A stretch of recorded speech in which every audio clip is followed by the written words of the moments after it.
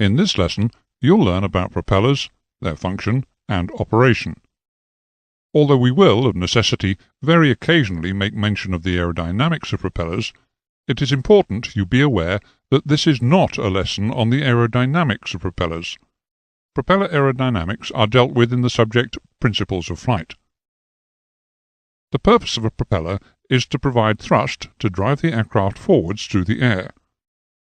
This is achieved by accelerating a comparatively large mass of air rearwards, thereby producing forward thrust. A propeller consists of two or more aerodynamically shaped blades attached to a central hub. This hub is mounted onto a propeller shaft which is driven, either directly or indirectly, by the engine. The hub and the blades are thus spun round by the propeller shaft, and act rather like wings, which by rotating would generate lift, or in this case, thrust. In order to be able to explain how a propeller works, it's necessary that we use a certain amount of terminology. Like a wing, a propeller blade has a root and a tip, a leading and trailing edge, and a cambered cross-section, whose chord line passes from the center of the leading edge radius to the trailing edge. The cambered side of the blade is called the back, while the undercambered side is termed the thrust face. Where the section of the blade becomes round at the root area is termed the blade shank, while the base of the blade is called the blade butt. The propeller blade is set into its hub so that its chord line forms an angle with the plane of rotation of the whole propeller. This is called either the pitch or blade angle. The theoretical distance, ignoring slippage, that a propeller or propeller blade moves forwards when the propeller shaft has completed one rotation is called the geometric pitch.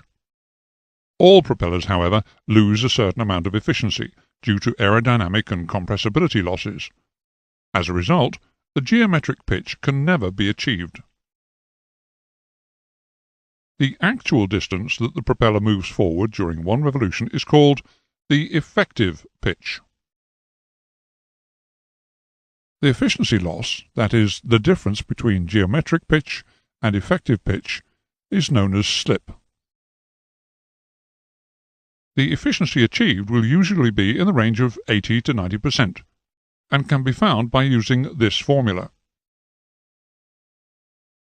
The path of the propeller blade through the air, which describes a helix, determines the direction from which it will receive its relative airflow. This helical path is the resultant of the propeller blade rotational velocity and the aircraft forward velocity. The angle between the relative airflow, the actual path the blade describes through the air, and the chord line of the blade is called the angle of attack. The angle of attack is kept quite small, usually between 2 to 4 degrees. As the blade rotates at this small, positive angle of attack, a thrust force is generated, very similar to the way in which lift is generated on a wing. Because the rotational velocity of any point on a propeller blade increases with increasing distance from the center of the hub, so the magnitude of the thrust generated at any point along the blade would also increase with this distance, if the pitch of the blade remained constant along its entire length. If the blade pitch remained constant along the length of the propeller blade, the increase in force developed by the outer part of the blade, compared with that developed at the slower-moving blade root, would tend to bend the blade as depicted here. The angle of attack depends on blade angle, the rotational speed of the propeller, and the forward speed of the aircraft. To keep the angle of attack within necessary limits along the length of the blade, we therefore reduce the blade pitch from root to tip. This has the effect, when the aircraft is in flight, with the propeller rotating at its designed operating RPM, of maintaining a fairly constant thrust force along the length of the blade.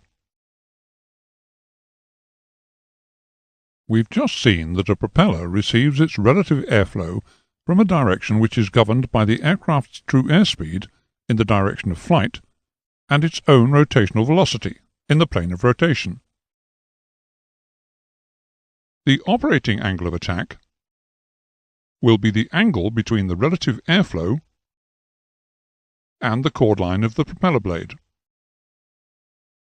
This chord line is set at an angle to the plane of rotation, which, as we've already seen, forms the blade angle or the propeller pitch.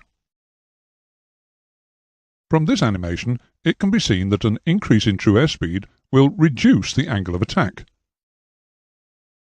whereas an increase in rotational velocity, or RPM, will increase it.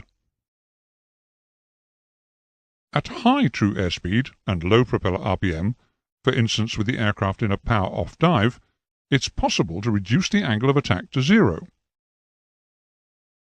While at low true airspeed and high RPM, for instance in the climb, it's possible to stall the propeller blade. Both extremes are obviously inefficient and therefore undesirable. The conclusion that must be drawn is that for a given fixed pitch, a propeller will only work efficiently at one combination of true airspeed and RPM, as is shown in this diagram. The propeller designer will attempt to ensure that peak efficiency is achieved at cruise true airspeed and cruise RPM. When a fixed-pitch propeller is being driven by a piston engine, the RPM is dependent on both the power setting, throttle position, selected by the pilot, and the true airspeed of the aircraft. It would be possible to overspeed the engine in a dive if the throttle was not closed. Conversely, with the aircraft stationary on the ground, it may not be possible to achieve rated RPM with the throttle fully open. Because of all of the disadvantages of the fixed-pitch propeller that we have just mentioned, advanced piston engine aircraft are fitted with variable pitch, constant speed propellers. This type of propeller is able to operate efficiently over a wide range of airspeeds. The power setting of a piston engine is defined by a combination of manifold pressure and engine RPM. Where both a separate power lever and a propeller RPM control are provided, it's possible to vary one of these parameters while leaving the other to remain constant, so optimizing the operation of the engine-propeller combination to give the best efficiency and fuel economy, while reducing the engine wear and tear to a minimum. In order to achieve this, a variable pitch propeller is used. The system changes the pitch angle of the propeller blade to vary the load on the engine, thereby maintaining the selected RPM of the engine-propeller combination independent of manifold pressure, provided that the propeller is operating between its fine and coarse pitch stops. The fine and coarse pitch stops may be fitted internally or externally, depending on the make of the propeller.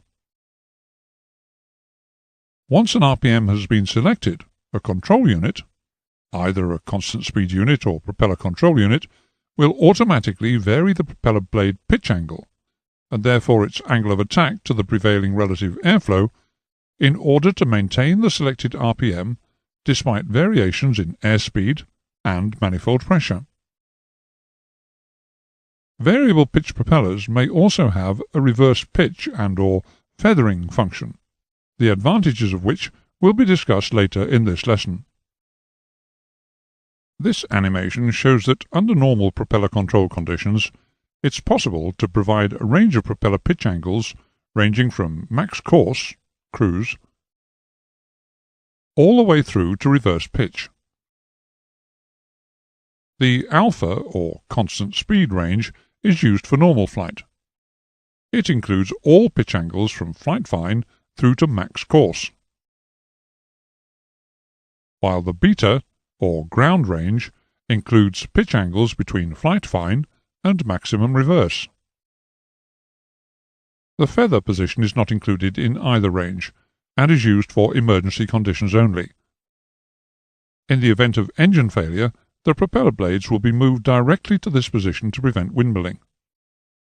There are no pitch angles available between max course and feather. The method of control within the alpha and beta ranges, and the means of achieving the propeller feather position, will be discussed progressively throughout this lesson. Varying the pitch of a propeller throws up two basic problems, one of blade actuation and one of pitch control. We will initially examine the problem of blade actuation. The issue of pitch control will be covered later in this lesson. Although mechanically or electrically actuated pitch change mechanisms are in use, the hydraulic method is the most commonly used. The system utilizes oil from the engine or reduction gearbox lubrication system as the source of hydraulic pressure. In this system, the pitch change mechanism is operated by a piston moving under the influence of the oil pressure. Use the up and down arrows on your keyboard to change the pitch of the blades on this propeller. Hydraulic pitch change mechanisms can be one of two types, single-acting or double-acting. A single-acting propeller has oil pressure applied to only one side of the piston. The return movement of the piston requires the force of a spring, or sometimes compressed gas. A double-acting propeller has oil pressure applied to either side of the piston, in order to move the propeller between the two extremes of fine and coarse pitch. Whichever type is used, the flow of oil to and from the actuating piston is controlled by a propeller governor. Dependent on the propeller manufacturer, the governor may also be known as a constant speed unit or propeller control unit. In addition to controlling the propeller pitch angle, the unit normally incorporates a small oil pump, which increases the oil pressure to the value required for system operation. A single-acting propeller is constructed basically like any other variable pitch propeller, in that the blades are arranged round a central, engine-driven hub, with the cylindrical hydraulic pitch change mechanism mounted at the front. The pitch change cylinder, or dome, contains a movable piston which is activated by boosted engine oil pressure. Movement of the piston will rotate the propeller blades towards either coarse or fine pitch. Typically, rotation is accomplished by a mechanical linkage attached to the rear of the piston, which operates an actuating pin machined on the butt of each blade. The actuating pin is offset, in order that it can impart the correct range of angular motion. Generally, blade rotation towards coarse pitch is induced by an internal spring or gas pressure, and or counterweights attached to the blade roots. Most single-acting propellers, however, will utilize both a spring and counterweights. As we said earlier, some systems may use compressed gas instead of the spring. In feathering-type propellers, the spring has a dual function. It assists the counterweights in driving the propeller blades towards coarse pitch, and, when selected by the pilot, it actuates the blades into the feathered position, when engine RPM is low and there is insufficient centrifugal force acting on the counterweights. The constant speed unit, or CSU, incorporates a valve, which, because it has lands or grooves cut into the operating portion of its stem, is called a landed valve. This landed valve controls the flow of oil to and from the propeller actuating, or pitch change cylinder.